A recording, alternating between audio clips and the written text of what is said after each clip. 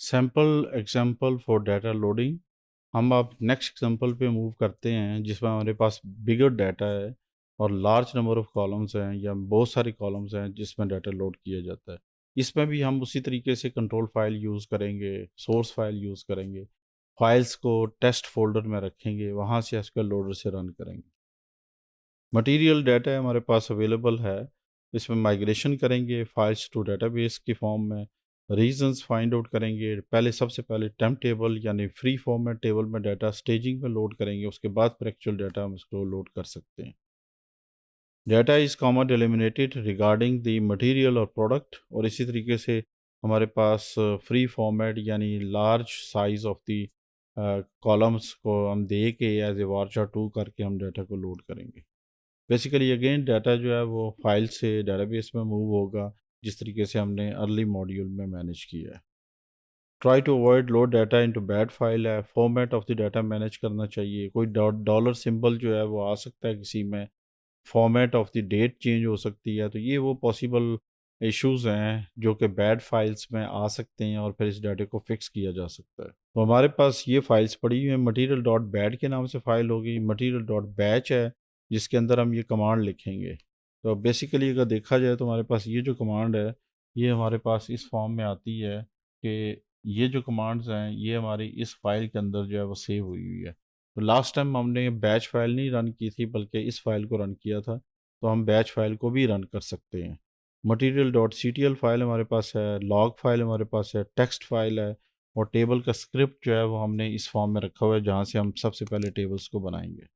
इसी तरीके से हमारे पास ये फाइल्स रखी हैं वन बाय वन, तो हर फाइल में क्या लिखा हुआ है ये चीज़ आपको हम दिखा रहे हैं कि मटेरियल डॉट बैच में हम कमांड लिख रहे हैं, और इसी तरीके से नेक्स्ट फाइल में material dot C T L में हमने load data replace into this और टेबल का नाम लिखा, फिर आगे कॉलम्स लिखे हैं। ऑप्शनली हम इसको डबल कोटेशन के साथ मैनेज कर रहे हैं, हालांकि ये सिंगल कोटेशन के साथ है। इसी तरीके से ये डाटा की शेप है जिसमें मुख्तलिफ़ किस्म का डाटा जो है उसमें बैड डाटा आ रहा है, और ये इसी तरीके से कुछ और डाटा भी है जिसको हम मैनेज कर सकते हैं। सिंगल कोटेशन आ सकती है, स्पेसिस आ सकते हैं। इस किस्म के डाटे को जो है वो बाद में फ़िक्स किया जा सकता है। हमारे पास जो टेबल्स हैं वो इस फॉर्म में दिए हुए हैं, तो ये हमारे पास टेम्परेरी टेबल है ताकि हम हर किस्म का डाटा जो है वो लोड कर सकें। इसके बाद फिर डाटा जो है हम उसके एक्चुअल मटेरियल में हम लोड कर सकेंगे, जो कि हमारी नेक्स्ट टास्क होगी। इस पर्टिकुलर टास्क में हम सिर्फ डाटा इस टेम्प टेबल के अंदर लोड करेंगे। Let's suppose we have these two target tables. So first of all, we will create these two target tables inside the schema of the Oracle under the Scott user. So these tables are created.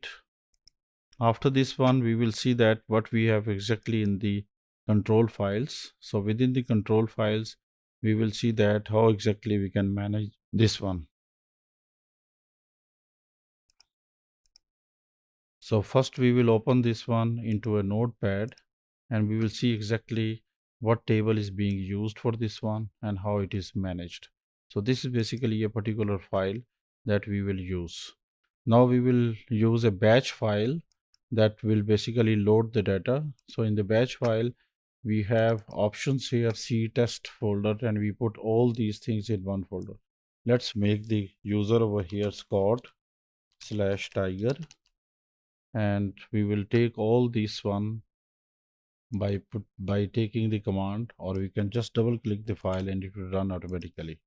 So move on to the command prompt, and in the command prompt we should put this batch file, or we can run directly batch file, and we will see that this is records are loaded successfully. And if you run this command, select count asterisk from tmp underscore material. So if you look at this one here, we loaded 46,412 records just in few seconds. Just in couple of seconds, we loaded successfully by putting our data in this way. And we have some kind of discarded file as well, bad file as well. For example, we have over here one bad file in which we can see that what exactly the data we have there, and we can see those things as well in this way. So let's say we have these two records are basically bounced and we cannot load it into the table. So two records are missing because of certain problems. So we will see that how problems are normally come up, why these are normally done. So this example tells you that how exactly we load large number of records into a target table. So one task is remaining, that how we load the data from temp material to the material.